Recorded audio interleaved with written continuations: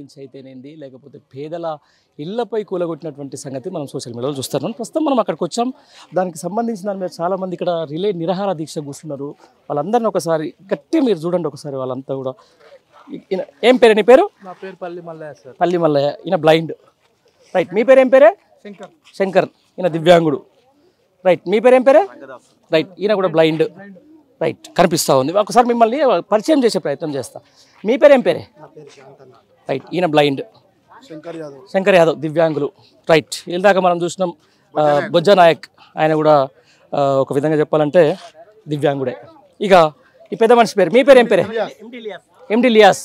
Okay, blind. ఆ పెద్ద మనిషి పేరు, లాస్ట్ ఉన్న పెద్ద మనిషి పేరు? ఎల్లయ్య గారు. ఆయన బ్లైండ్.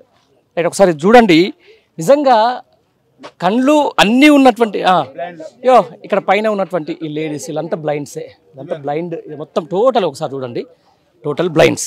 రైట్. ఇదంతా మేము ఎందుకు చెప్పాల్సి వస్తుందంటే, ఒక కళ్ళుండి కాళ్ళు చేతులు చక్కగా ఉండి పరిపాలన చేస్తున్నటువంటి ఈ ప్రభుత్వం ఈరోజు దేవుడు అన్యాయం చేసిండొచ్చు, లేకపోతే దేవుడు చేసి వాళ్ళకి ఏదో ఒక అంధత్వంతో పుట్టవచ్చు, లేకపోతే ఏదో ఒక అంగవైకల్యంతో పుట్టవచ్చు, కానీ వీళ్ళు కట్టుకున్న గూడును మాత్రం కూలగొట్టిన ఈరోజు అన్ని చక్కగా ఉన్నటువంటి ఈ రాజకీయ నాయకులు, ఈ యొక్క ప్రభుత్వానికి సంబంధించి అసలు ఎందుకు ఏం జరిగింది, అసలు ఈ కాలనీలో, ఆదర్శ్ నగర్ కాలనీలో ఇలా ఈ బ్లైండ్కి సంబంధించిన వాళ్ళందరి ఇల్లులు ఎందుకు కూలగొట్టాల్సి వచ్చింది, దివ్యాంగుల ఇల్లులు ఎందుకు, గూడును ఎందుకు చెదరగొట్టాల్సి వచ్చింది అనేది అలానే అడిగి తెలుసుకునే ప్రయత్నం అయితే చేద్దాం ఉంటాం. సార్ ఒక బ్యాక్ సైడ్ చూస్తుంటే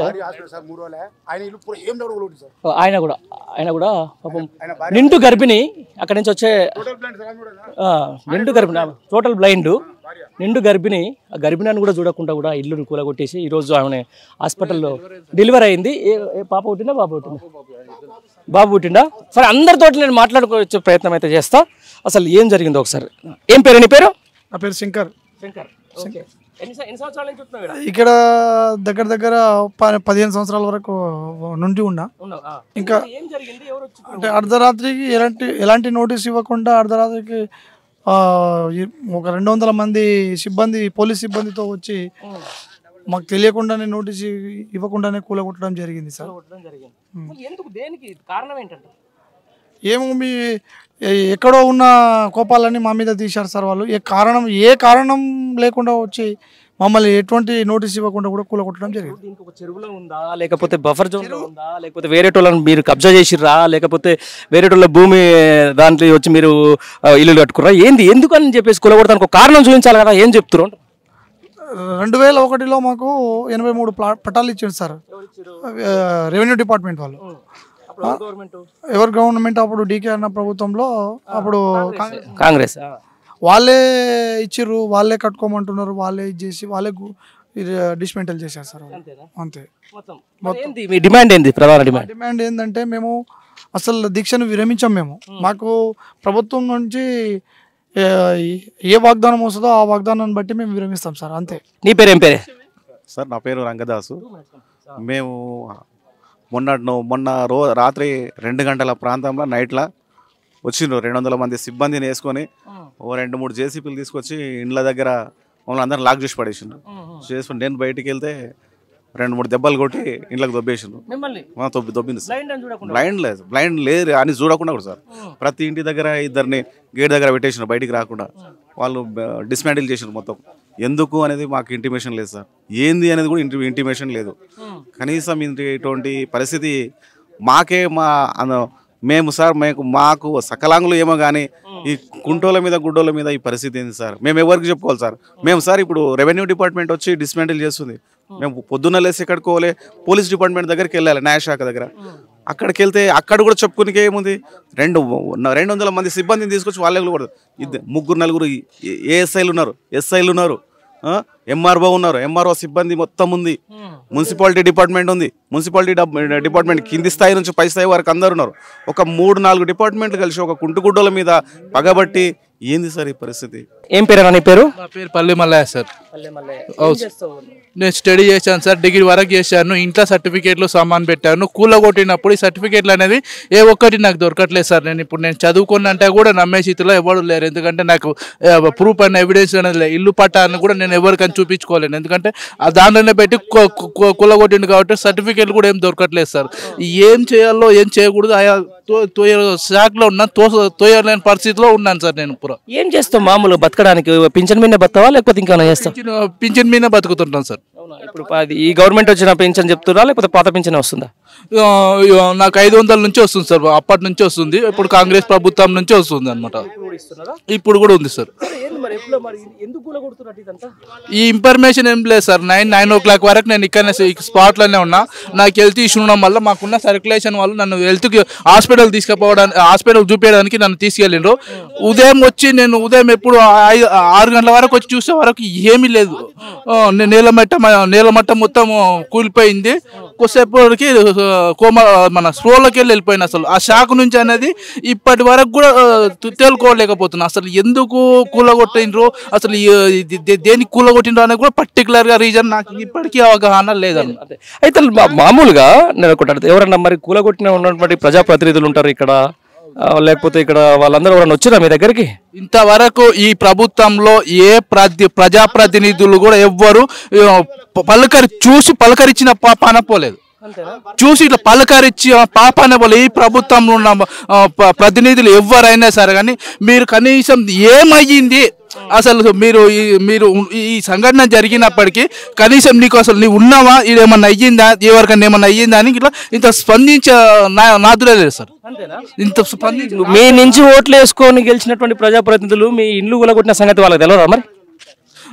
ఇంకా నాకు తెలిసి మరి ఇంక ఎట్లా జరిగిందో ఇప్పటికీ ఆ శాఖ నుంచి అయితే నేను తేరుకోవట్లేదు సార్. మేము అన్నం తినకుండా ఏం తినకుండా నైట్ కూడా ఇక్కడనే ఉండి ఇక్కడనే పడుకొని ఇక్కడనే ఉన్నాం. ఇంతవరకు అయితే మమ్మల్ని ఈ సంఘటన జరిగినంత వరకు కూడా ప్రెస్లో కూడా రిలీజ్ అవుతుంది. కానీ ఇప్పటి వరకు కూడా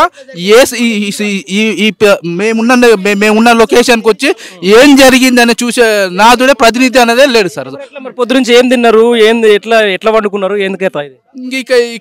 ఇక్కడనే ఉన్నాం సార్. నేను ఓసారి అనుకుంటాను, నేను బతికేది మనుషుల మధ్యలోనే బతుకుతున్నానా, నాకైతే డౌట్ వస్తుంది. నేను బతికేది మనుషుల మధ్యలోనే బతుకుతున్నానా లేకుంటే అడవిలో బతుకుతున్నానా అనే డౌట్ నాకు వస్తుంది సార్. ఎందుకంటే నేను ఇదే బట్టలు ఉన్నా, నేను మొన్నటి నుంచి ఇదే బట్టలు ఉన్నా, ఇవే అవతారం ఉంది. ఫుడ్ ఇప్పుడు ఎమ్మెల్యే వారు తెస్తే ఇప్పుడు తిన్నాను. ఉదయం టిఫిన్ చేసే తిన్నాను. ఎమ్మెల్యే శ్రీనివాస్ గారు సార్ చేసే తిన్నాను. ఇంతవరకు ఫుడ్ కూడా లేదు సార్. మరి నువ్వు ఓట్లేసి గెలిపించిన ఎమ్మెల్యేనేమో పోయి ఆడ మంచిగా హాయిగా ఆడ ఇది దాన్ని ఏమంటారు క్యాంప్ ఆఫీస్లో కూర్చున్నాడు. నీ ఇల్లేమో కూలగొట్టావు, నువ్వేం టెంట్ హౌస్ కింద కూర్చున్నావు. మరి ఎట్లా ఏం చేద్దాం అనుకుంటున్నావు, ఎట్లా చేద్దాం అనుకుంటున్నావు?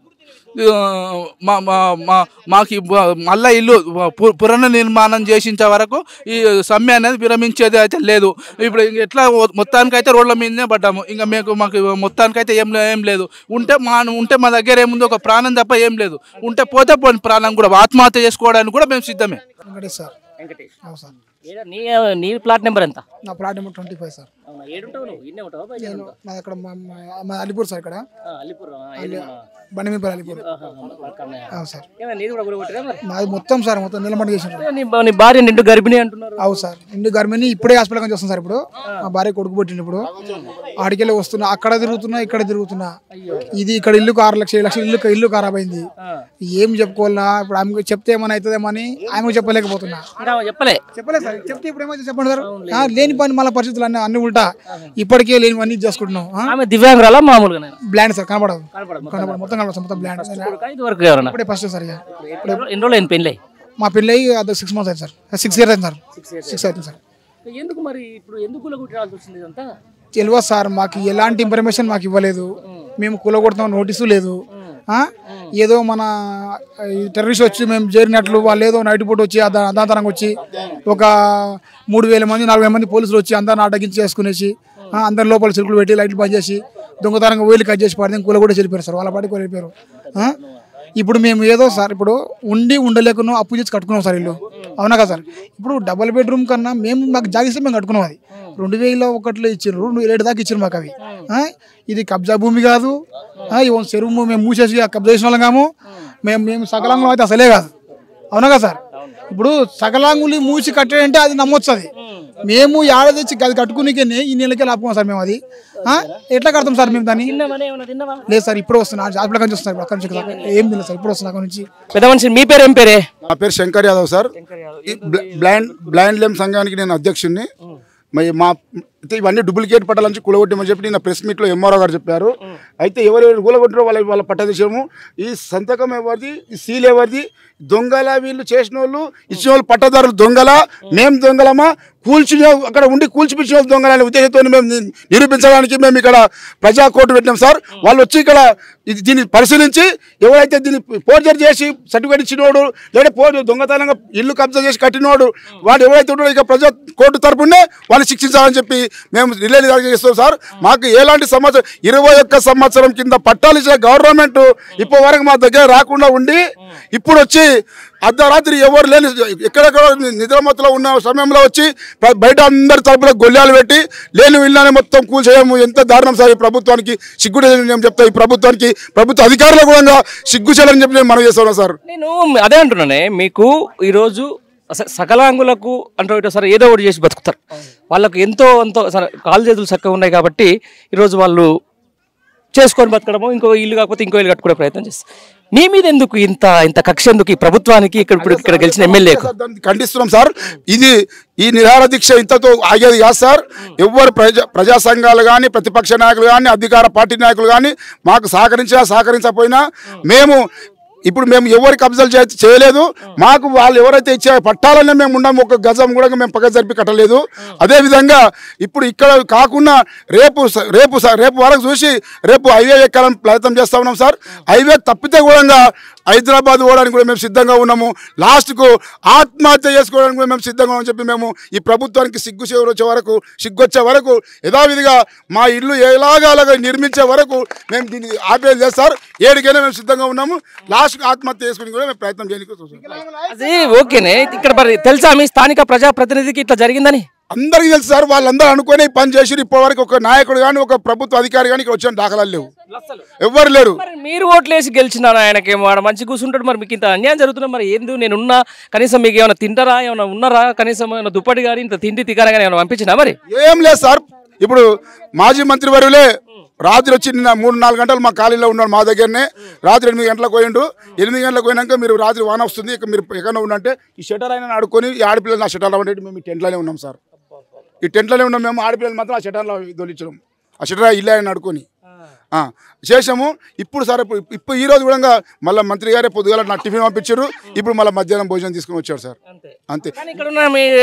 ఓట్లేసి గెలిపించుకున్న కౌన్సిలర్ కానీ చైర్మన్ కానీ ఎమ్మెల్యే గారు కానీ ఎవరు మాత్రం ఇక్కడ వచ్చిన దాఖలాలు లేవు, సంబంధం లేదు. కలెక్టరేట్ కూడా ఎవరు రెవెన్యూ డిపార్ట్మెంట్ కూడా రాలేదు, ఎవరు రాలేదు సార్. ఎట్లా మరి గూడు కూడా పెట్టినాము, గుడి కూడా కొట్టినాము. మరి వాళ్ళు ఏడుంటారని చెప్పేసి కనీసం ఒక కన్సర్న్ అయితే ఉండాలి. మరి ఇంద్రమరాజం అంటారు కదా, మరి ఇంద్రమరాజం అంటారు. వికలాంగులని గుంత దోషి బోర్సా చేసారు సార్. అది సార్ మా పరిస్థితి సార్. చెప్తానంటే నాకైతే చాలా సిగ్గుచేట అనిపించినటువంటి మాట నేను ఒక్కొక్కసారి అనిపిస్తుంది. నిజంగా ఏ సమాజంలో ఉన్నానో నాకే అర్థం కాని పరిస్థితి ఇది. అసలు ఎందుకు ఇట్లా ఇంత మీ మీద ఎందుకు ఇంత దాష్టికమే? ఇంకా సార్ చెప్తున్నాం కదా సార్, మేము ఉన్నారు అక్కడ దళారులు ఉన్నారు. దళారులు పక్క పెట్టి మా బాట పట్టించి మా పని ఇట్లా చేసారు. మేమేం చేయాలి సార్? పురుగుల మంది తావాలనా? ఏం చేయాలి? అదే పురుగుల మంది సభ్యత అయిపోతుంది కదా. ఇక మళ్ళీ మా పట్టాలొద్దు, మాకు ఏమవుతుంది? నమస్తే ఇలియాస్ అన్న. ఈ రాష్ట్ర ప్రభుత్వము 2001లో, 2006లో, 2008లో 80 మందికి ఇళ్ల స్థలాల పట్టాలు కాంగ్రెస్ ప్రభుత్వం అధికారంలో ఉన్నప్పుడు ఇచ్చిండ్రు. మళ్ళీ అదే ప్రభుత్వం ఇచ్చినప్పుడు కొంతమందికి డబ్బులు ఇంద్రమ్మ ఇండ్లు ఇస్తామని చెప్పి బడ్జెట్ లేకుండా సొంతం వికలాంగులదే డబ్బులు పెన్షన్ డబ్బులతో 50 ఇండ్లు నిర్మించుకున్నారు. మళ్ళీ ఇండ్లు నిర్మించుకుంటే ఒకటి నిర్మించుకుంటూ పోతే ఈ ప్రభుత్వం 8 నెలల తర్వాత 8 నెలల ముందు అధికారంకి వచ్చిన ప్రభుత్వము 9 నెలలు గడుస్తుంది.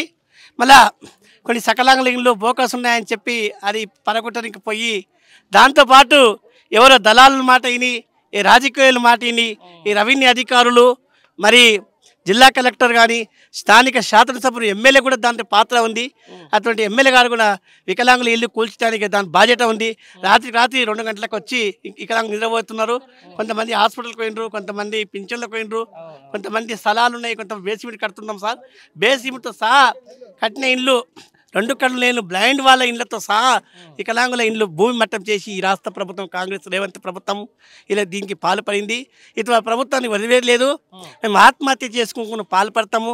ఈ ప్రభుత్వానికి సిగ్గొచ్చి మేము ఎట్లా కూల్చేసిండ్రు అలాంటి ఇండ్లు నిర్మించే వరకు ఈ ప్రభుత్వాన్ని వదిలేలేదని రాష్ట్ర ప్రభుత్వాన్ని ఈ కాంగ్రెస్ ప్రభుత్వం ఇస్తుంది. మన కాంగ్రెస్ ప్రభుత్వం కూల్చేస్తుందా? ఈ ప్రభుత్వం రవీణ్య అధికారులతో కుమ్మక్కయి కొన్ని రాజకీయ నాయకులతో స్థానిక శాసనసభ్యులు కూడా దాంట్లో పాత్ర ఉందని లాస్ట్కు ఎమ్మెల్యే శాసనసభ ఇల్లు కూడా ముట్టడిస్తామని ఈ ప్రభుత్వాన్ని డిమాండ్ చేస్తున్నాం సార్.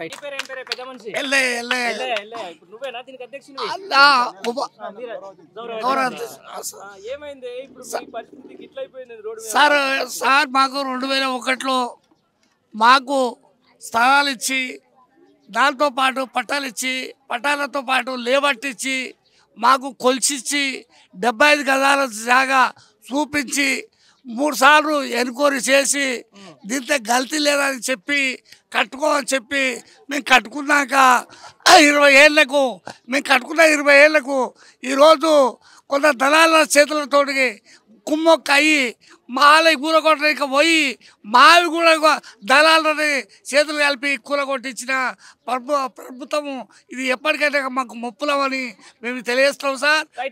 ఎమ్మెల్యే శ్రీనివాస్ రెడ్డి ఈ విషయం అంతా తెలుసు సార్ తెలియజేసాడు సార్. ఇదంతా తెలిసిన సార్. ఆయన దగ్గర కూడా మీరు 2 సార్లు కలవలేకపోతే కలిసి మాట్లాడలేకపోయిండు సార్.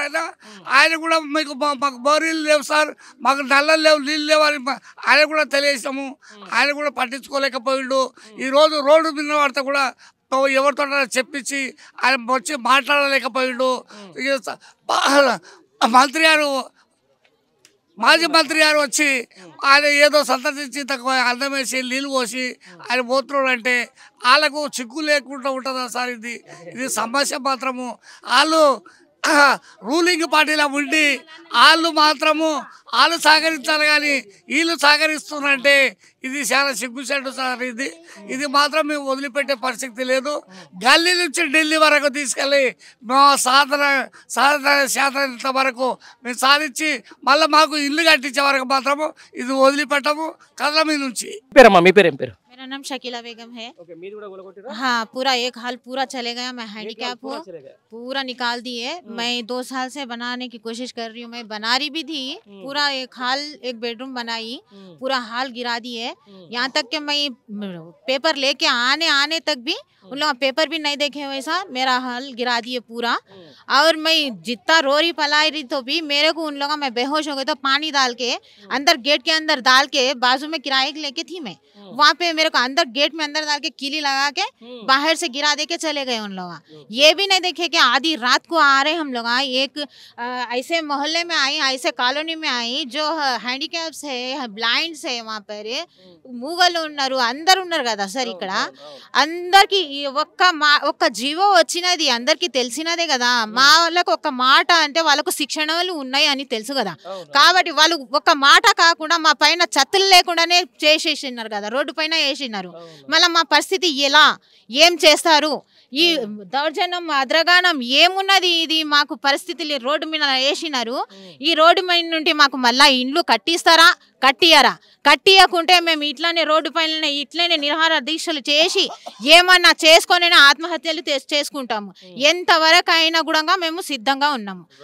కాబట్టి మాకు ఇండ్లు సిద్ధంగా చేసి ఇవ్వాలి. రైట్. మొత్తానికి ఇది పరిస్థితి. కండ్లున్న ప్రభుత్వ అధికారులారా లేకపోతే కండ్లున్న ప్రభుత్వ ప్రజాప్రతినిధులారా కొంచెం సిగ్గు తెచ్చుకోండి. వాళ్ళు చెప్తున్నటువంటి మాటలను ఒకసారి చూసి కనీసం మేము చేసింది తప్పు, మేము నిజంగా సకలాంగులది కాదు వికలాంగులది మేము కూలగొట్టినాము, ఇది ఒక విధంగా వాళ్ళని కాపాడుకుంటామని చెప్పేసి ఇక్కడ ఉన్నటువంటి ప్రజాప్రతినిధులు వీళ్ళందరూ కూడా ఒకసారి సోయి తెచ్చుకొని కనీసం వాళ్ళు ఎట్లా ఉన్నారో ఏం కథ చూడండి. రైట్. ఇక్కడ ఉన్నటువంటి ప్రజాప్రతినిధిని కూడా నేను కూడా అడుగుతా ఉన్నా, ఎమ్మెల్యే గెలిచినటువంటి ఎన్ఎం శ్రీనివాస్ రెడ్డి గారిని నేను కూడా అడుగుతా ఉన్నా. మీరే చెప్తా ఉంటారు కదా, పింఛన్లు 15 రోజులు లేట్ అయితే ఏమన్నా వస్తారా, లేకపోతే కరెంటు అర్ధగంట పోతే ఏమన్నా అదైపోతుందా, కొంపలు మునుగుతాయి అని చెప్పేసి ఇట్లాంటి పేదలు ఇల్లులు లేకపోతే ఇట్లాంటి దివ్యాంగుల ఇల్లులు కూలగొడితే అదే జరుగుతుంది. మీకు తెలుస్తలేదు ఆడ ఏసీలలో కూర్చొని లేకపోతే ఏదో ప్రభుత్వాలు కట్టించినటువంటి ఉంటాయి కదా, దాని ఏమంటారు క్యాంప్ ఆఫీసులలో కూర్చొని ఉంటే తెలియదు. ఇట్లాంటి వచ్చి ఒకసారి ఇట్లాంటి టెంట్ల కింద కూర్చో, ఇట్లాంటి టెంట్ల కింద దివ్యాంగులతోటి కూర్చో, ఇట్లా ఏం లేనటువంటి వికలాంగులతోటి కూర్చో, లేకపోతే ఇట్లాంటి ఏం లేనటువంటి బ్లైండ్స్ తోటి కూర్చో, అప్పుడు తెలుస్తుంది నీకు.